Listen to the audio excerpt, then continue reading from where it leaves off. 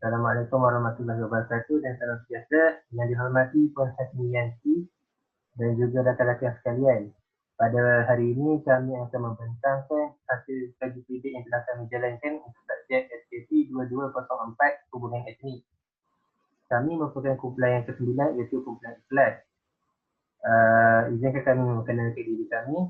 Yang pertama, kumpulan ini terdiri daripada 5 orang iaitu Haikal, Azim, Wanggi, Fariha dan juga Syifa Amani. Jadi kami semua telah bersetuju untuk memilih keprihatinan mahasiswa dalam penyertaan aktiviti kesukarelawanan terhadap golongan gelandangan sebagai tajuk kajian kali ini. Okey, jadi apa itu gelandangan? Gelandangan adalah golongan yang tidak mempunyai tempat tinggal tetap dan kekurangan bahan keperluan asas. Kebelakangan ini isu gelandangan telah pun mendapat perhatian ramai, terutamanya ketika wabak COVID-19 sedang menular di negara kita. Dan semakin ramai masyarakat yang peka akan hal mereka. Tapi persoalannya, adakah mahasiswa prihatin terhadap nasib golongan ini? Untuk mengetahuinya, kami telah menjalankan kajian. Maklumat kajian kami reka bentuk kajian kami ialah kuantitatif yang menyasarkan mahasiswa UPN. Instrumen kajian kami adalah kaedah soalan terdidik melalui platform Google Form. Soalan terdidik ini telah diedah kepada responden melalui media sosial seperti WhatsApp. Objektif kajian kami ada dua. Yang pertama, untuk mengenal pasti tahap keprihatinan mahasiswa dalam penyertaan aktiviti kesukarelawanan terhadap golongan gelandangan. Yang kedua, mengenal pasti kesanggupan mahasiswa membantu golongan gelandangan. Okey, saya akan membincangkan tentang analisis data dan perbincangan bersama-sama dengan Wan Yi. Seterusnya, pertama sekali saya akan membincangkan tentang bahagian A iaitu latar belakang responden. Latar belakang responden iaitu usia responden telah didapati bahawa majoriti daripada kalangan responden yang telah dikumpul ialah berumur 20 tahun. Kemudian, seterusnya, didapati bahawa dapatan kajian ini telah mengumpulkan pendapatan keluarga daripada pelbagai latar belakang keluarga iaitu B40, M20 dan T20 dan dapat ditunjukkan dalam graf dalam pie ini sebanyak 25.8% telah mewakili untuk 3 golongan pendapatan keluarga dan 22.6% untuk golongan yang berpendapatan tinggi. Seterusnya,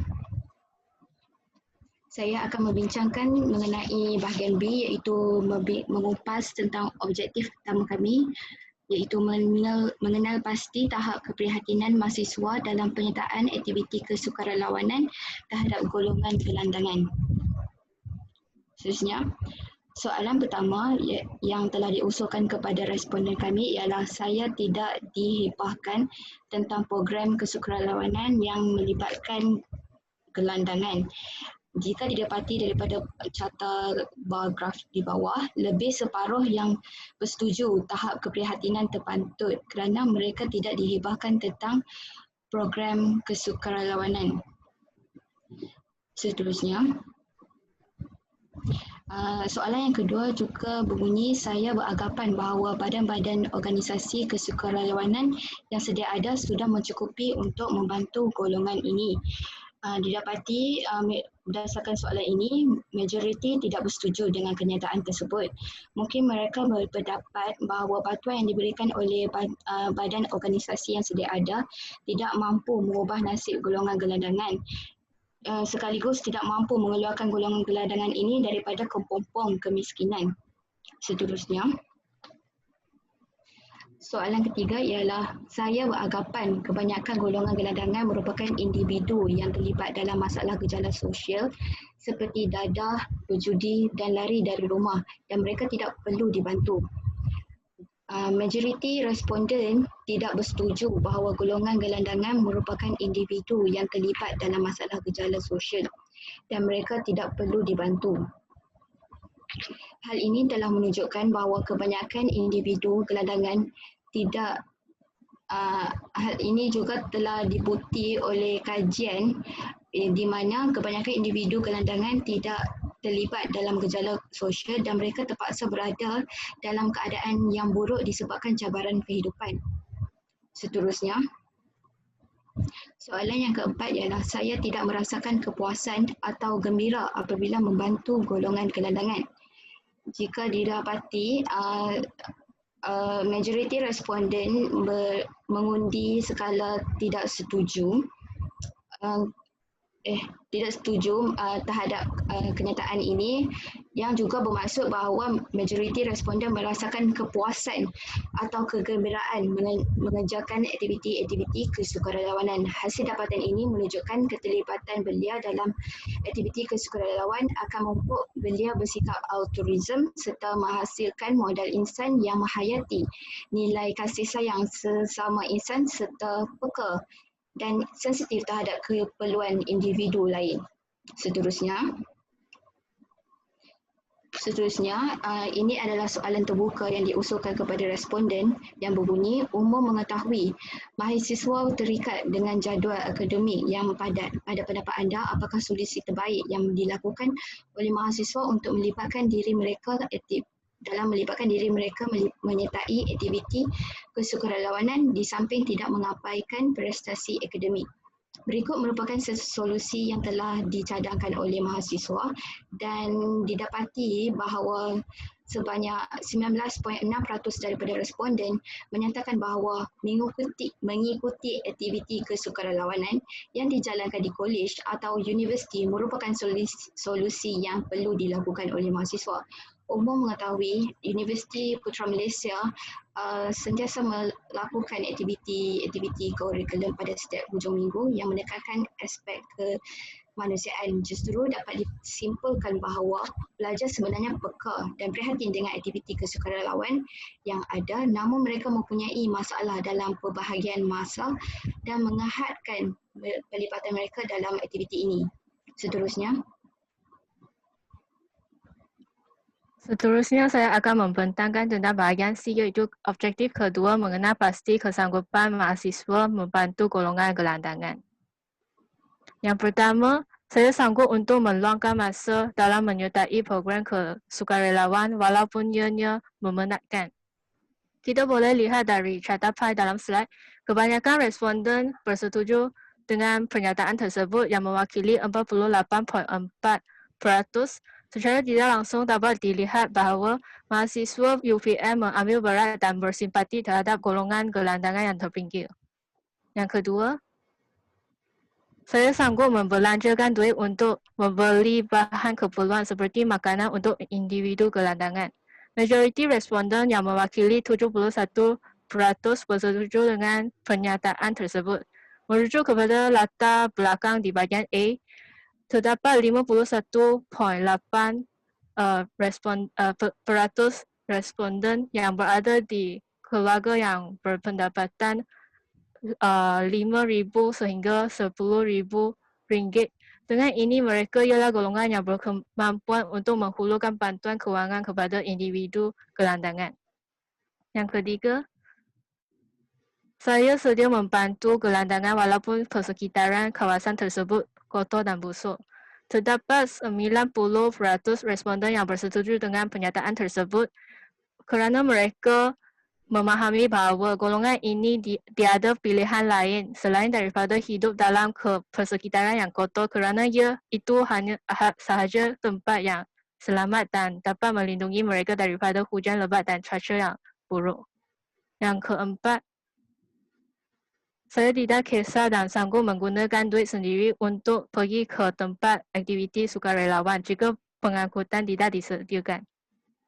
Majoriti responden bersetuju dengan pernyataan tersebut, namun begitu terdapat 12.9% memilih tidak setuju.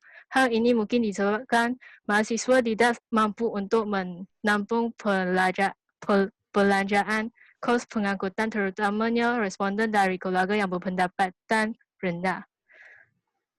Yang akhir sekali, iaitu soalan terbuka. Seandainya anda merupakan salah seorang sukarelawan dalam misi bantu gelandangan. Sumbangan apakah yang sanggup anda berikan? Menurut hasil kajian, para responden telah mengemukakan 6 jenis bantuan yang ditunjukkan di tabel dalam slide. Majoriti responden telah memilih tugas mengagihkan makanan dan barang keperluan kepada golongan gelandangan. Memandangkan kebanyakan mahasiswa tidak mempunyai sumber pendapatan sendiri, maka mereka memilih untuk menyalurkan bantuan dengan cara ini. Usaha ini juga dapat membekalkan makanan juga dapat mengelakkan gelandangan daripada kebuluran. Dengan ini kita boleh mendapati bahawa mahasiswa UPM sanggup mengorbankan masa, tenaga dan kewangan untuk membantu golongan gelandangan kerana aktiviti ini amat bermakna dan dapat menyumbang kepada masyarakat. Okey, seterusnya kita bergerak kepada cadangan. Cadangan penambahbaikan. Okey, cadangan penambahbaikan yang pertama ialah dikhususkan kepada Persatuan Mahasiswa UPM. Okey, Persatuan Mahasiswa UPM perlu memperbanyakkan program-program berkaitan dengan kesukarelawanan membantu gelandangan. Hal ini kerana berdasarkan kajian kami dapati masih ramai lagi mahasiswa yang tidak dihebahkan tentang program kesukarelawanan yang melibatkan gelandangan. Cadangan penambahbaikan yang kedua dikhususkan kepada pihak universiti. Pihak universiti seharusnya mewujudkan tabung bantuan gelandangan. Tabung bantuan gelandangan ini dijadikan sebagai inisiatif bagi membantu mengurangkan bebanan persatuan ataupun menganjur program kesukarelawanan untuk mendapatkan barang keperluan untuk diagihkan kepada golongan gelandangan.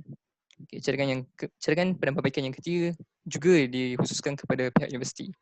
Pihak universiti perlu menyediakan sebuah pengangkutan khas untuk setiap persatuan kesukarelawanan UPM bagi memudahkan setiap pihak. Cadangan penambahbaikan yang keempat ialah ditujukan kepada mahasiswa sendiri. Mahasiswa yang mempunyai pengalaman dan info yang jelas terhadap kehidupan gelandangan perlu berkongsi pengalaman yang diperolehi melalui media sosial.